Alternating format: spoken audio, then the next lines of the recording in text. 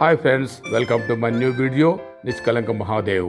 ఈ నిష్కలంక మహాదేవ్ గుజరాత్ రాష్ట్రంలోని భావనగర్ సమీపంలో అరేబియా సముద్రంలో కలదు.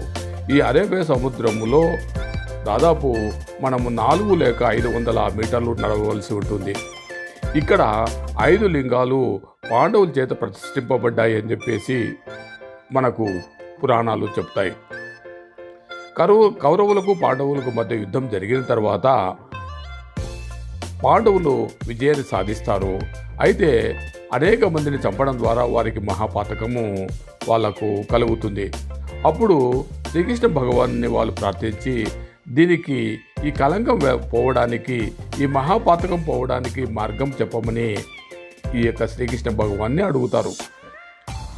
అప్పుడు శ్రీకృష్ణ భగవాను వారికి ఒక నల్లటి జెండా ఇవ్వడం జరుగుతుంది.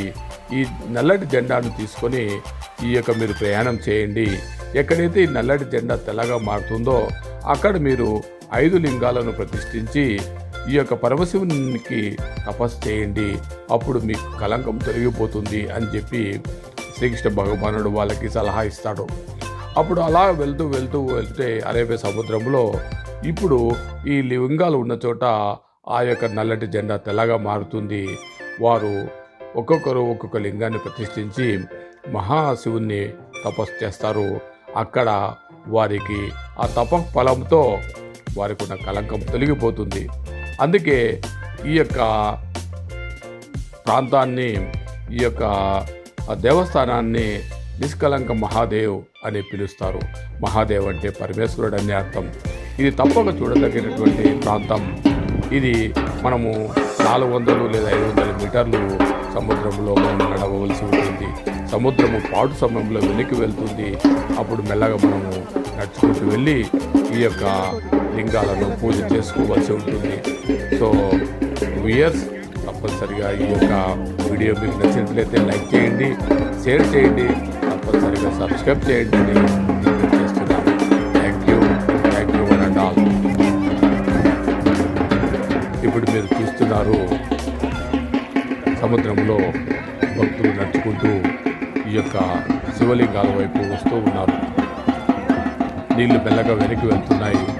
ఆ నీళ్ళలోనే భక్తులు నడుచుకుంటూ వస్తున్నారు. పూర్తిగా నీళ్ళు ఉన్నప్పుడు మనం వెళ్ళలేము. ఇప్పుడు మెల్లగా సముద్రం వెనక్కి వెళ్తూ ఉంది కాబట్టి సో భక్తులందరూ కూడా ఈ శివలింగాల పూజ చేసుకోవడానికి అటువైపుగా ప్రయాణం చేస్తూ ఉన్నారు. సముద్రం నీటి మట్టం గణనీయంగా తగ్గుతూ ఉంది. భక్తులందరూ మెల్లగా ఒకరి వెనక ఒకరు వస్తూ ఉన్నారు. శివలింగం భక్తులు పూజ చేస్తూ ఉన్నారు.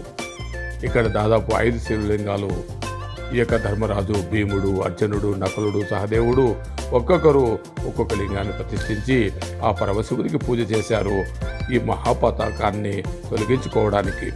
సో ఆ విధంగా పూజ చేయడం వల్ల ఆ పరమశివుడు వీరి భక్తికి మెచ్చి వీరికి ఉన్నటువంటి ఆ మహాపాతకాన్ని, కలంకాన్ని తొలగించాడు. కాబట్టి ఇక్కడ ఈ దేవస్థానానికి, ఈ ప్రదేశానికి నిష్కలంక మహాదేవ్ అనే పేరు వచ్చింది.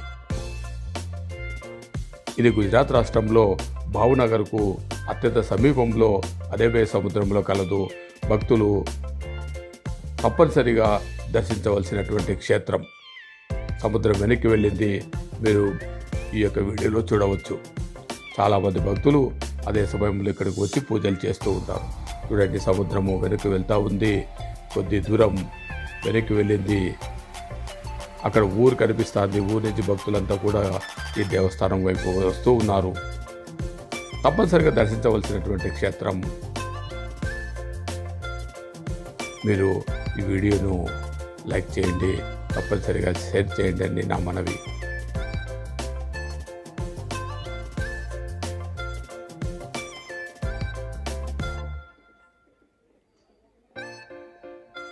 ఆంజనేయ స్వామి.